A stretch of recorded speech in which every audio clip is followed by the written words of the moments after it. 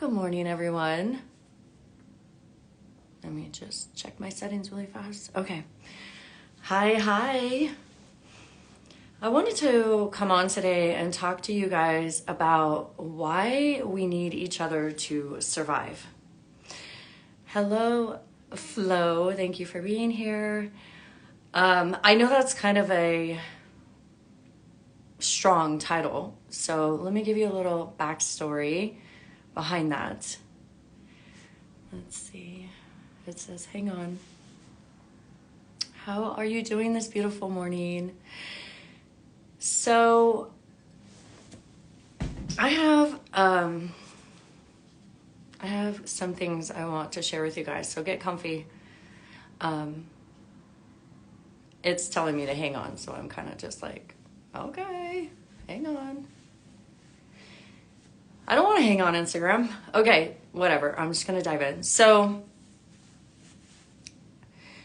when I was diagnosed with hypothyroidism and Hashimoto's, it very much felt, I'll never forget, like the first year or two, it was okay to talk about to the people around me. I remember, because I was married at the time, so I remember my mother-in-law would ask me a lot of questions about how I was doing, how my medication was going, how I was feeling, and hi, Jem's Healthier. And it was okay. It was acceptable to share with those around me, my friends, my husband, whoever, that I was going through some health struggles. And they were very supportive. And then it seemed over time that support kind of went away. And as the years and the time went on that I was sick, people didn't want to hear about my struggles anymore. My family, my friends, it was almost like it was annoying, for them to hear what I had to say about my fatigue or my anxiety attacks or what I was going through. And I started picking up on the fact that I shouldn't talk about this stuff anymore, and that it was bothersome. So as the years went on and I honestly got sicker and sicker and sicker, I started suppressing everything that I was going through. And it was so incredibly depressing to be going through such a massive amount of struggle by myself, especially because I just kept getting worse. And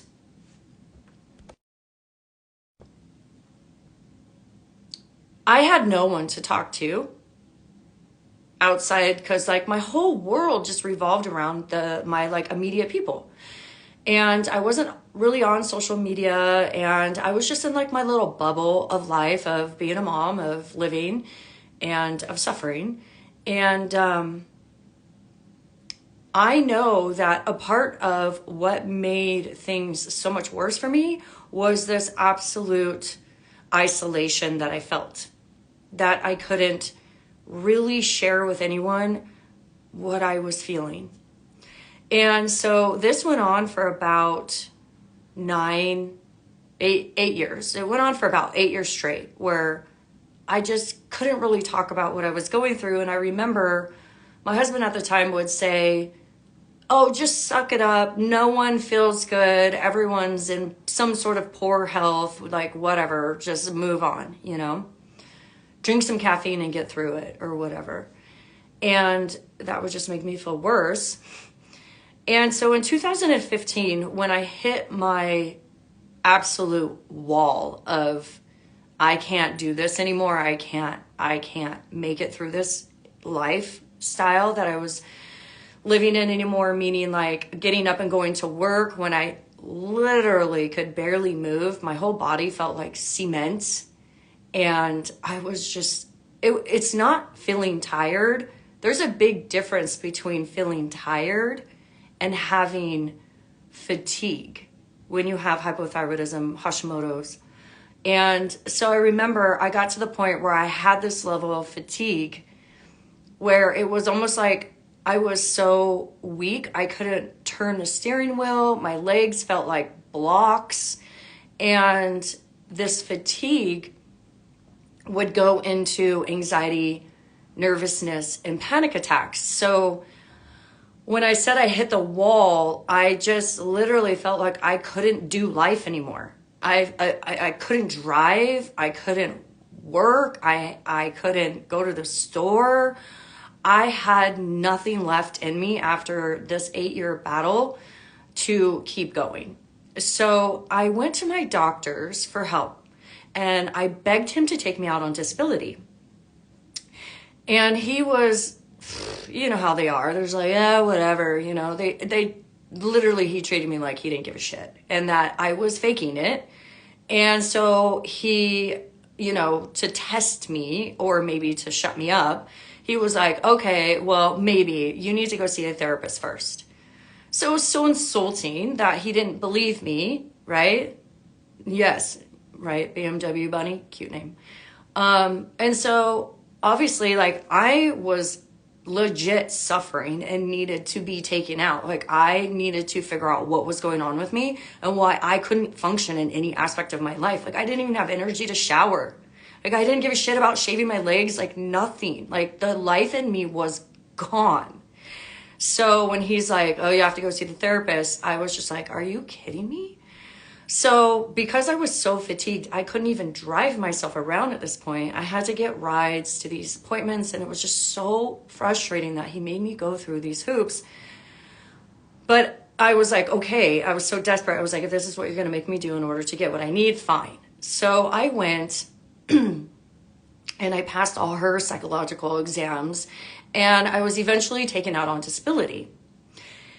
And I'll never forget how I was at home in bed all day. Like, I was literally bedridden. Like, if I had to get up, I had a toddler and like an 8-year-old at this time. And it was like, obviously I was still monitoring them, and I would have them hang out in the room with me, watch movies with me and stuff, you know.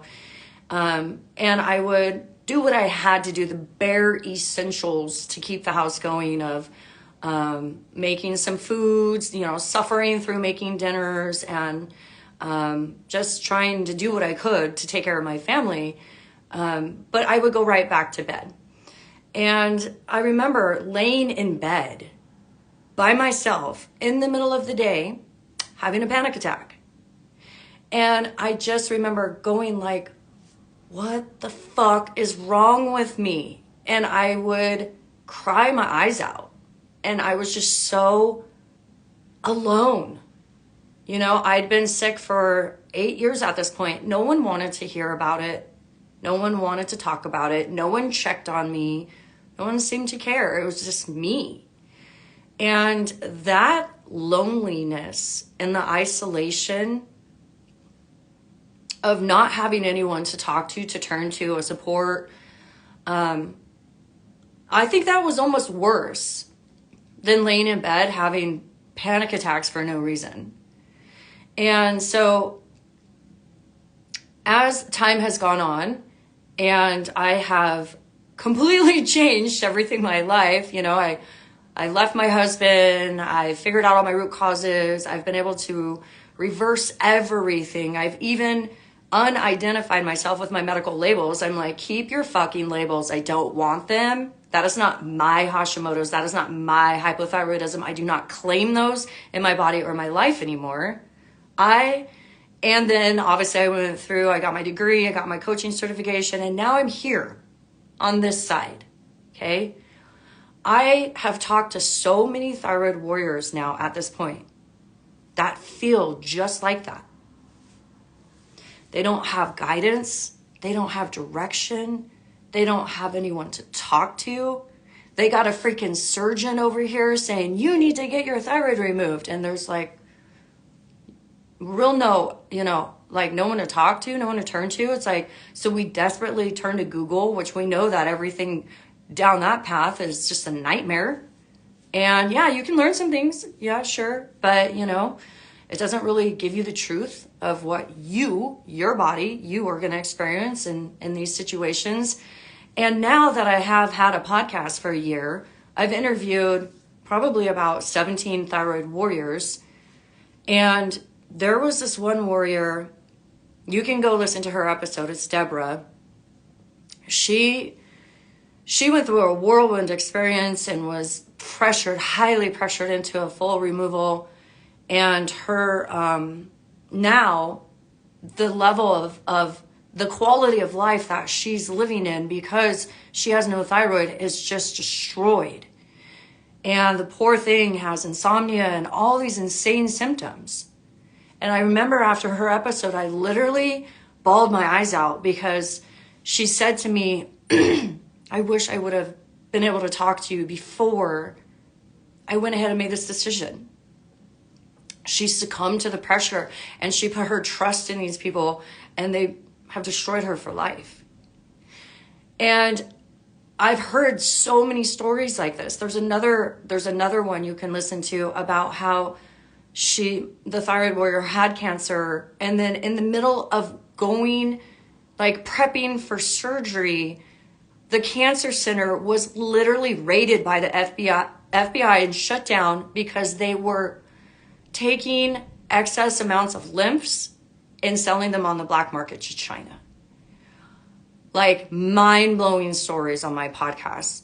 And I get messages from women all the time about not knowing what to do. And I'm so grateful now that I have the experience and the knowledge to be able to support. So this is why I have started a community. In 2015, when I was laying there in bed, sicker than shit, with no one, I said to myself, I think I made a pact to myself right then and there. This is going to stop here with me now. This is not okay, and we cannot suffer alone like this. So I remember I literally got out of bed and I was like, I'm going to start a blog because my desperation turned to frustration, which turned to anger. And I was like, I'm going to start a blog called My Thyroid Hates Me. So I got out of bed one night and I went on WordPress, and it doesn't exist. So don't look for it. I never actually did it. And so I remember I typed the title in because I was in such a different place. I literally thought it was my thyroid that was causing all of this, but it really wasn't. Like, I can teach you all that now. So I started that blog, My Thyroid Hates Me. That's what I felt. I didn't know any better. And it was a week later that my brother was shot and killed. So that blog never came into existence. But the intention behind that blog was I have to connect with other women. I can't do this alone. And so over the years, I've looked around to see what is out there to help us. And sure, there's massive Facebook groups, massive Facebook. I mean, I've joined a couple of them. They're like 50K, 28K. But what I saw happening in these Facebook groups is like someone would post and then there was 250 conflicting answers. And yeah, they got a lot of support, but that poor person that posted, I can imagine how she was just even more confused because there were so many different directions of answers. And it was just like, well, I'll try this, I'll try that. And I was like, well, okay, this is cool because it's bringing thyroid warriors together and it's opening up and it's providing a platform for women to be able to talk to each other, but it's not good enough.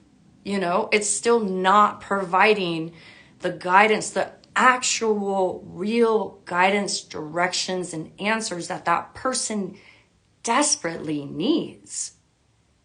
You know, there's just 250 women that are like, try this, try that, try this, try that, you know, and you're like, holy shit, I don't know where to begin off of all those answers. So I started really honing in. So between everything that I've been through, everything that I've heard on my podcast, all of the hundreds of conversations I've had now in my DMs with thyroid warriors, I see the void that needs to be filled.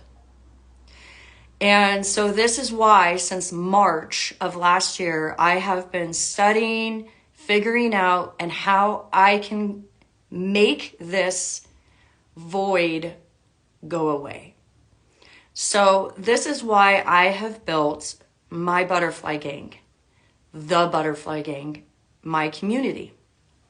It's open and active now, and I've already had live launch number 1 last week, and next week I'm going to be having live launch number 2. I'm purposely giving it a month of just, hey, this is open, this is here now, everyone come and join me.